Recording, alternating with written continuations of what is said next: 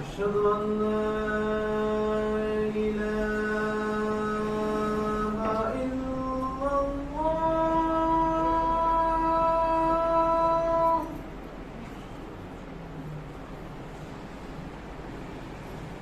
أشهد أن لا إله إلا الله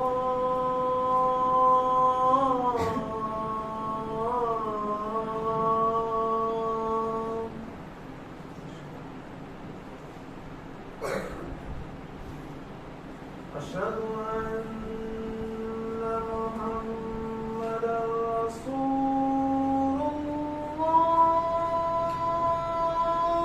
الله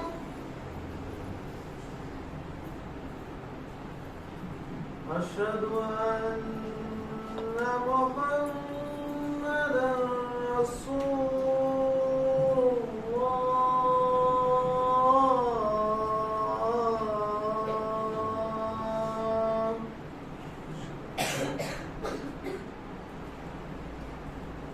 حي على الصلاة حي على الصلاة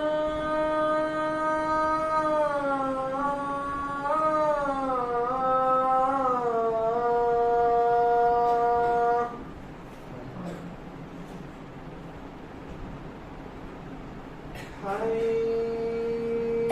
على الفلاح حي على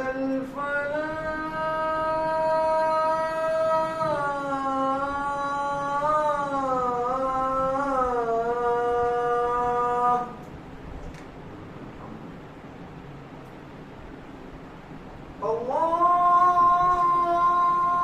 الله أكبر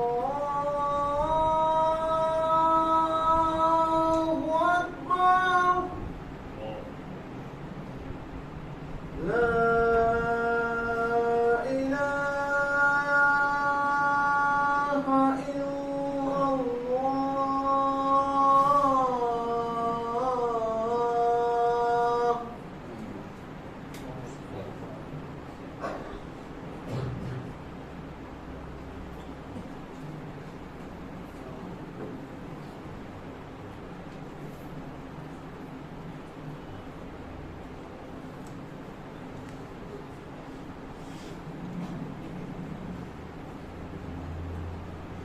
إن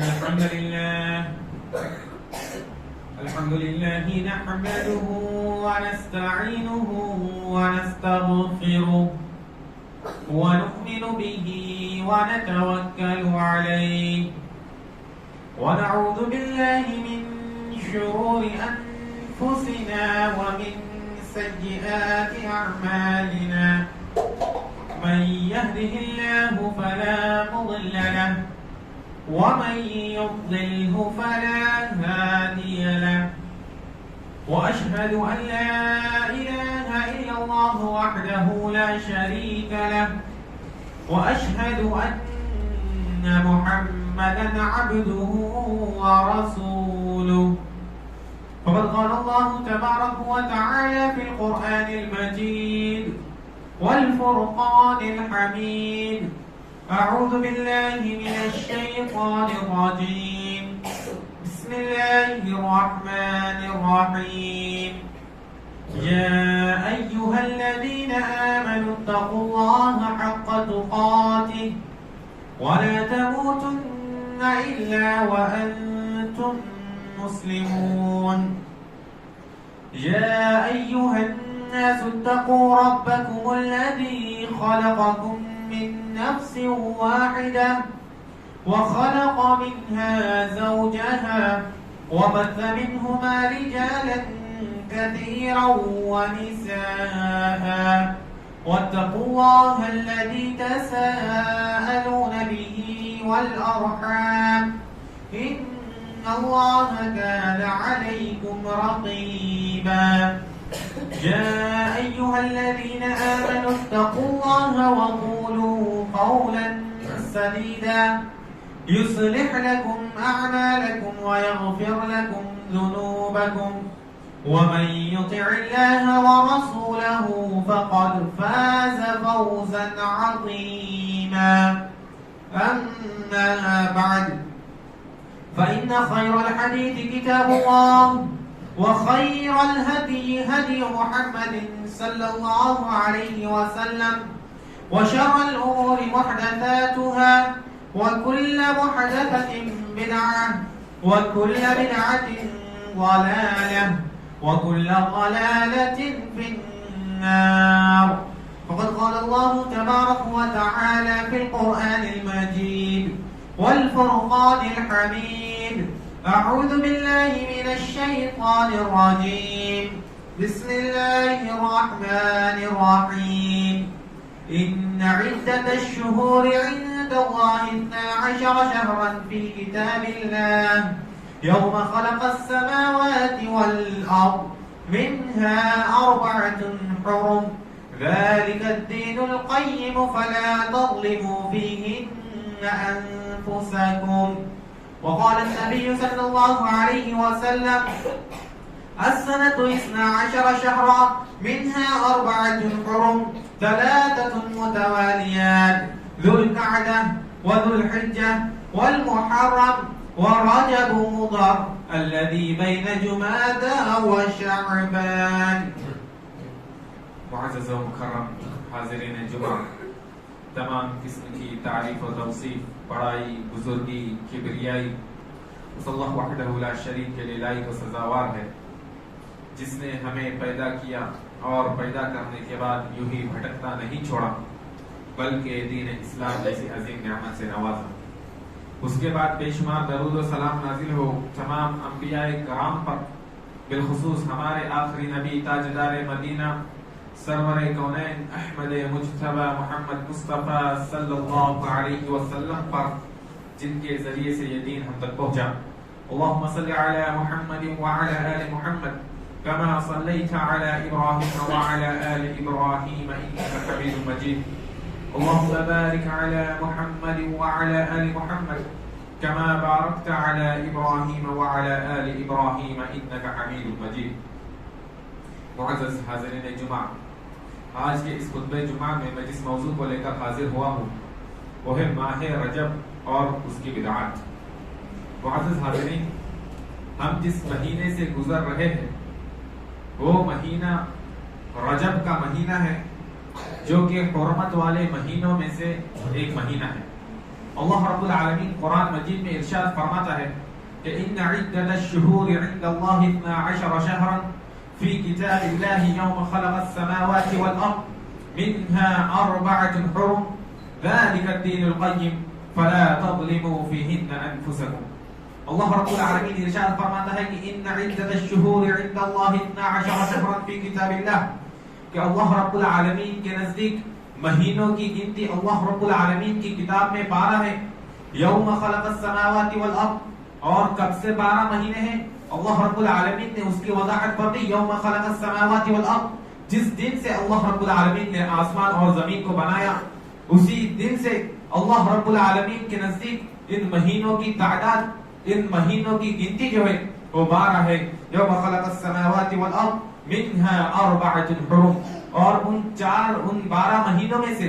4 مہینے جو ہے یہ حرمت والے ہیں عزت و عظمت اور تقدس والے ہیں ذالک الدین القیم یہی سیدھا دین ہے فلا تظلموا فیہن انفسکم تو تم ان مہینوں میں اپنے آپ پر ظلم نہ کرو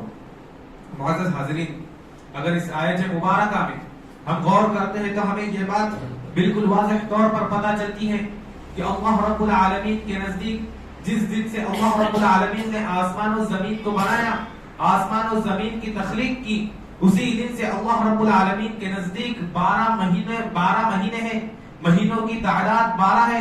اور ان 12 مہینوں میں سے 4 مہینے حرمت والے مہینے ہیں، 4 مہینے عظمت اور تقدس والے مہینوں میں سے ہے۔ اس لیے اللہ رب العالمین نے فرمایا کہ فلا تظلموا فیہن انفسکم، کہ تم ان مہینوں میں اپنے آپ پر ظلم نہ کیا کرو۔ ویسے ظلم تو سال کے 12 مہینے حرام ہے، ایک دوسرے پر ظلم نہیں کرنا چاہیے، انسان کو اپنے آپ پر ظلم نہیں کرنا چاہیے۔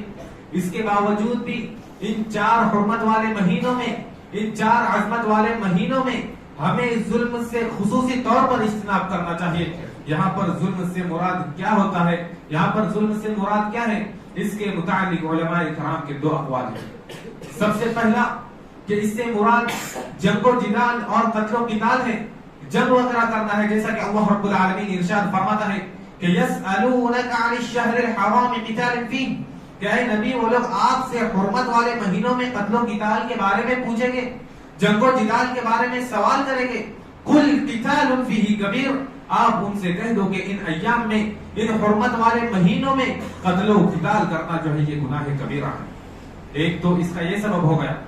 اور دوسرا اس سے مراد یہ ہے کہ اللہ رب العالمین نے ان حرمت والے مہینوں میں ظلم کرنے سے خصوصی طور پر اس لیے منع کیا کیونکہ ہو سکتا ہے کہ ان ایام میں، ان مہینوں میں اللہ رب العالمین جو ظلم کی سزا ہے اس کو بڑھا دیتا ہو، اس کو زیادہ کر دیتا ہو، لہذا ضرورت اس بات کی ہے کہ ہم ان ایام میں، ہم ان حرمت والے مہینوں میں ظلم کرنے سے بچے، ظلم کرنے سے اجتناب کریں۔ معزز حاضرین، یہ ہم نے دیکھ لیا ماہ رجب یہ کس قدر حرمت والا مہینہ ہے، عظمت اور تقدس والا مہینہ ہے، جس میں جنگ و جدال کرنا، قتل و قتال کرنا، ایک دوسرے پر ظلم کرنا جو کہ بہت بڑا گناہ ہے۔ اب آئیے ہم اس کے متعلق اس مہینے میں جو بدعات اور خرافات ایجاد کی گئی ہے، اس مہینے کی جو بدعات ہے اس کو جاننے کی کوشش کرتے ہیں۔ تو ماہ رجب کی بدعات میں سے سب سے پہلی بدعت جو ہوتی ہے وہ ہوتی ہے صلاۃ الرغائب، یعنی یہ ایک قسم کی نماز ہے جس سے میں ابھی اس کا طریقہ بھی انشاءاللہ میں آپ کو بیان کروں گا۔ جو لوگ صلاۃ الرغائب کے جواز میں جو روایت پیش کرتے ہیں اس کی ابتدا اس طرح سے ہوتی ہے کہ آپ صلی اللہ علیہ وسلم نے ارشاد فرمایا یہ روایت جو ہے یہ موضوع ہے، یعنی یہ من گھڑت بات ہے، اس کی کوئی صحیح سند موجود نہیں ہے، لہذا اس پر عمل کرنا جائز نہیں ہے۔ اور یہاں پر اس حدیث، اس روایت کو بیان کرنے کا مقصد یہ ہے کہ لوگ اس بات کو جان سکے کہ یہ جو چیز، یہ بدعت جو ایجاد کی گئی ہے، جس پر لوگ عمل کرتے ہیں، یہ غلط ہے اور اس کا شریعت سے کوئی دور دور تک واسطہ نہیں ہے۔ تو جو روایت بیان کی جاتی ہے اس کے شروع میں ہے کہ آپ صلی اللہ علیہ وسلم نے ارشاد فرمایا کہ رجب شہر اللہ وشعبان شہری ورمضان شہر امتی، کہ رجب جو ہے یہ اللہ رب العالمین کا مہینہ ہے، شعبان یہ میرا مہینہ ہے، یعنی یہ شعبان جو ہے نبی صلی اللہ علیہ وسلم کا مہینہ ہے، اور رمضان جو ہے یہ میری امت کا یعنی امت محمدیہ کا مہینہ ہے۔ اس کے بعد رجب کے کچھ جھوٹے فضائل کو بیان کیے گئے، اور اس کے بعد یہ بات آپ صلی اللہ علیہ وسلم کی طرف منسوب کی گئی، آپ صلی اللہ علیہ وسلم پر یہ بات گڑی گئی کہ آپ صلی اللہ علیہ وسلم نے ارشاد فرمایا کہ جو شخص رجب کے پہلے جمعرات کا روزہ رکھے، جو شخص رجب کے ماہ رجب کا جو پہلا جمعرات ہوتا ہے اس کا روزہ رکھے، پھر جمعہ کی رات مغرب اور عشاء کے درمیان 12 رکعتیں دو کر کے اس طرح سے پڑھے کہ پہلی رکعت میں پہلے سورہ فاتحہ پڑھے، سورہ فاتحہ کے بعد 3 مرتبہ سورۃ القدر کی تلاوت کرے، انا انزلناہ فی لیلۃ القدر، اس کے بعد 12 مرتبہ سورۃ الاخلاص پڑھے۔ یہ نماز کا طریقہ بتلا ہے صلاۃ الرغائب، یہ کس طرح کی نماز ہے۔ سب سے پہلے نماز 2 رکعت کر کے 12 رکعتیں پڑھنی ہے، ہر نماز میں پہلے سورہ فاتحہ پڑھنا ہے، اس کے بعد 3 مرتبہ سورۃ القدر پڑھنا ہے، اس کے بعد 12 مرتبہ سورۃ الاخلاص پڑھنا ہے ہر رکعت میں۔ پھر جب نماز سے فارغ ہو تو نبی صلی اللہ علیہ وسلم پر ایک درود بھیجے، اور درود کیسی؟ درود اس طرح سے کہ اللہم صلی علی محمد النبی الامی وعلی آلہ، 70 مرتبہ یہ درود بھیجے۔ اس کے بعد وہ شخص سجدے میں چلا جائے، نماز سے فارغ ہونے کے بعد درود بھیجا، ابھی پھر سجدے میں چلا جائے اور 70 مرتبہ یہ دعا کرے سبوح القدوس رب الملائکۃ والروح۔ اس کے بعد سجدے سے سر اٹھا کر یہ دعا پڑھے رب اغفر وارحم وتجاوز عما تعلم انک انت العزیز الاعظم۔ یہ دعا پڑھے، اس کے بعد دوسرا سجدہ بھی اسی طرح سے کرے، اور اس کے بعد جو اللہ رب العالمین سے وہ شخص دعا کرے گا، اللہ رب العالمین سے جو شخص مانگے گا یہ اعمال کرنے کے بعد، اس طرح سے نماز پڑھنے کے بعد، تو اس کی وہ دعا قبول ہو جائے گی۔ اس طرح سے یہ روایت آپ صلی اللہ علیہ وسلم کی طرف منسوب کی گئی، آپ صلی اللہ علیہ وسلم کی طرف سے اس کو بیان کیا گیا، جبکہ یہ حدیث درست، یہ روایت درست نہیں ہے۔ اس کے متعلق علماء کرام کے بہت سے اقوال ہیں۔ اب آئیے ہم علماء کرام کے، محدثین نظام کے ان اقوال کو جاننے کی کوشش کرتے ہیں۔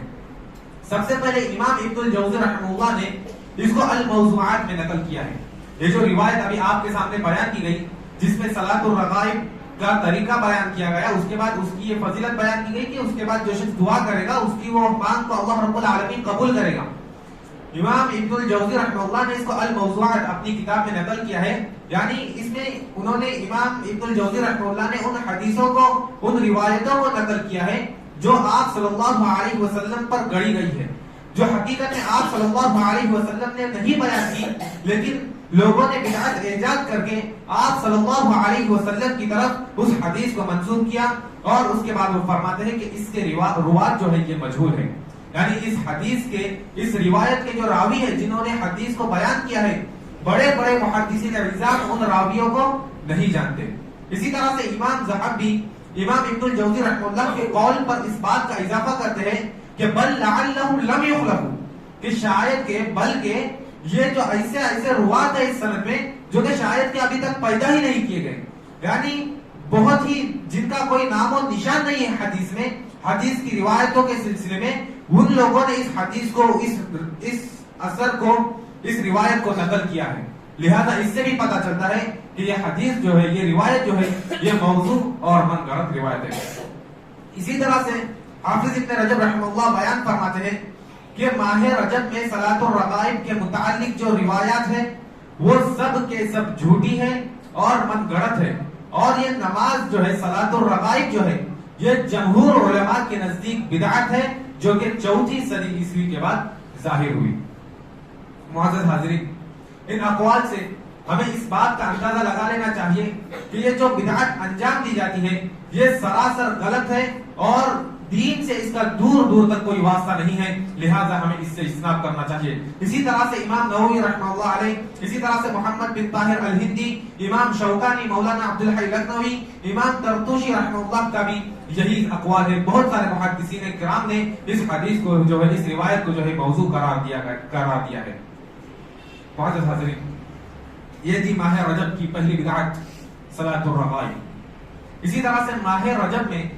جو ایک بدعت ہے وہ ہے رجب کے مخصوص روزے، یعنی بعض لوگ رجب کے روزوں کو مخصوص کرتے ہیں اور مخصوص نیتوں کے ساتھ وہ روزے رکھتے ہیں، جو کہ ایک بدعت ہے۔ اور ان روزوں کے سلسلے میں بھی ایک موضوع روایت جو کہ ملتی ہے، کئی روایتیں ملتی ہیں، جن میں سے ایک روایت یہ ہے کہ آپ صلی اللہ علیہ وسلم نے ارشاد فرمایا کہ ان شہر رجب شہر عظیم، کہ رجب کا جو یہ مہینہ ہے یہ بڑا عظیم مہینہ ہے۔ من صام منه یوما كتب الله له صوم 1000 سنة، جو رجب کے ایک دن کا روزہ رکھے تو اللہ رب العالمین اس کے لیے 1000 سال کے روزے کا ثواب لکھ دیتا ہے۔ اسی طرح سے ومن صام یومین كتب الله له صيام 1000 سنة، جو رجب کے 2 دن کا روزہ رکھے اللہ رب العالمین اس کے لیے 2000 سال کے روزے کا ثواب لکھ دیتا ہے۔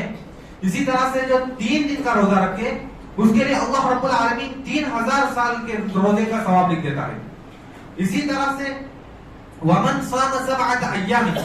جو رجب کے 7 دن کا روزہ رکھے اغلقت عنہ ابواب جہنم، تو ایسے شخص کے لیے جہنم کے دروازوں کو بند کر دیا جاتا ہے، یعنی وہ شخص ابھی جہنم میں داخل نہیں ہو سکتا۔ ومن صام منہ 8 ایام، اور جو شخص رجب کے 8 دن کا روزہ رکھے تو اس کے لیے فتحت لہ ابواب الجنت 8 يدخل من ایہا شاء، تو ایسے شخص کے لیے جنت کے 8 دروازوں کو کھول دیا جاتا ہے، اور وہ جس سے چاہے، جس دروازے سے چاہے وہ جنت میں داخل ہو سکتا ہے۔ اسی طرح سے ومن صام 15 یوما، جو شخص رجب کے 15 دن کا روزہ رکھے بدلت سیئاتہ حسنات،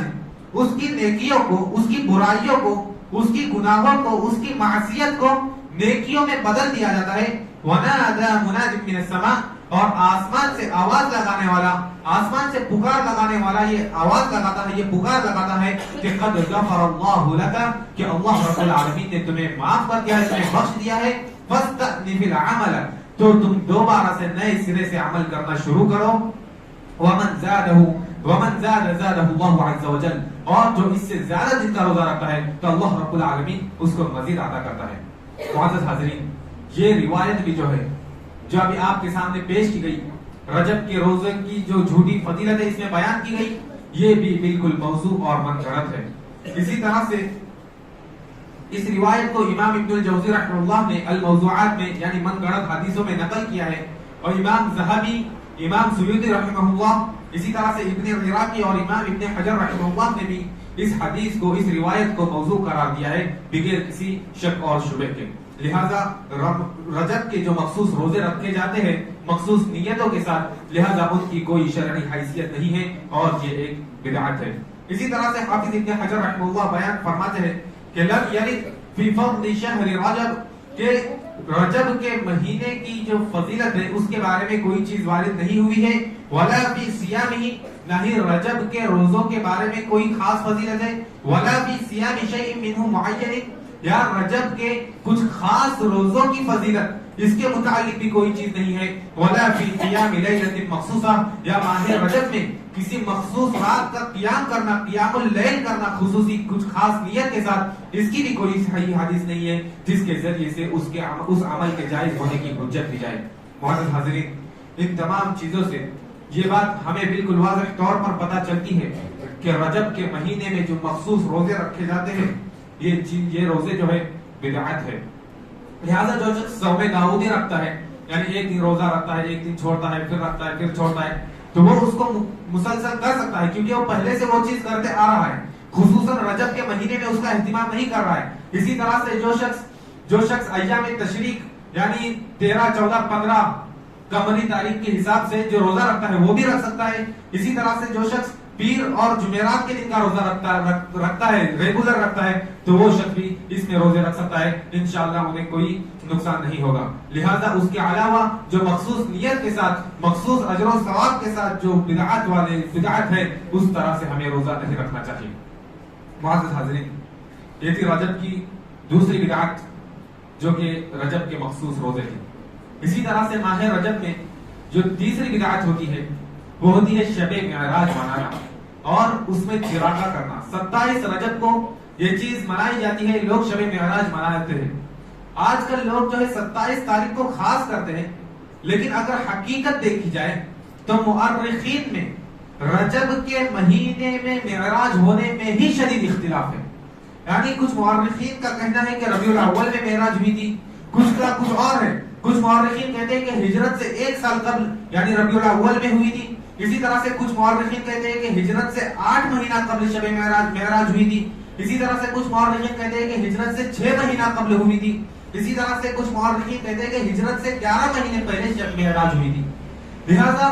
27 تاریخ کو خاص کرتے ہیں لوگ، جبکہ اس کے تو مہینے میں ہی اتنا اختلاف ہے۔ لہذا ہمیں اس سے اجتناب کرنا چاہیے۔ اور اسی طرح سے 27 تاریخ کو جو چراغا کیا جاتا ہے شب معراج کے نام پر، اس سے بھی اجتناب کرنا چاہیے۔ یہ بھی بالکل اسی طرح سے ہے جس طرح سے عید میلاد النبی منانا جو کہ ایک بدعت ہے کہ آپ صلی اللہ علیہ وسلم نے اپنی زندگی میں نہ ہی کبھی میلاد منائی، نہ ہی صحابہ کرام کو حکم دیا۔ بالکل اسی طرح سے معراج کا واقعہ پیش آنے کے بعد بھی آپ صلی اللہ علیہ وسلم کئی سالوں تک زندہ رہے، لیکن آپ صلی اللہ علیہ وسلم نے کبھی شب معراج نہیں منائی، آپ صلی اللہ علیہ وسلم نے کبھی چراغا نہیں کیا۔ لہذا یہ تمام چیزیں جو بدعت ہے ہمیں ان سے اجتناب کرنا چاہیے، ان سے دور رہنا چاہیے۔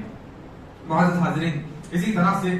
رجب کی بدعات میں سے ایک بہت بڑی بدعت جو ہوتی ہے وہ رجب کے کنڈے ہوتے ہیں، یعنی 22 رجب کو امام جعفر صادق رحمہ اللہ کے نام کا حلوہ تقسیم کرنا۔ اسی طرح سے ہم دیکھیں گے کئی سارے لوگ ایسے ہیں جن کے نام کا حلوہ تقسیم کیا جاتا ہے، لہٰذا یہ تمام چیزیں بھی بدعت ہیں، ان سے ہمیں اجتناب کرنا چاہیے، ان سے ہمیں دور رہنا چاہیے۔ معزز حاضرین، یہ تھے رجب کے چند بدعات جنہیں بھی بالکل مختصر طور پر اور سرسری طور پر آپ کے سامنے بیان کرنے کی کوشش کر رہا تھا۔ آخر میں اللہ رب العالمین سے دعا ہے کہ اللہ العالمین تو ہم تمام مسلمانوں کو ماہ رجب کی حرمت، اس کی عظمت اور اس کے تقدس کا پاس و لحاظ رکھنے کی توفیق عطا فرما۔ الہ العالمین ماہ رجب میں جو کوئی بھی بدعات انجام دی جاتی ہے، الہ العالمین ان بدعات سے ہمیں دور رکھنا، ہمیں ان بدعات سے محفوظ فرما۔ الہ العالمین یہ حرمت والا، یہ عظمت والا، تقدس والا مہینہ ہے، اس میں ہمیں اپنے آپ پر اور ایک دوسرے پر ظلم کرنے سے محفوظ فرما۔ الہ العالمین ان ایام میں، ان مہینوں میں تو ہمیں زیادہ سے زیادہ نیک اعمال کرنے کی توفیق عطا فرما۔ آمین۔ وآخر دعوانا ان الحمد للہ رب العالمین۔ بارك الله لنا ولكم في القرآن الكريم ونفعنا وإياكم بالآيات والذكر الحكيم،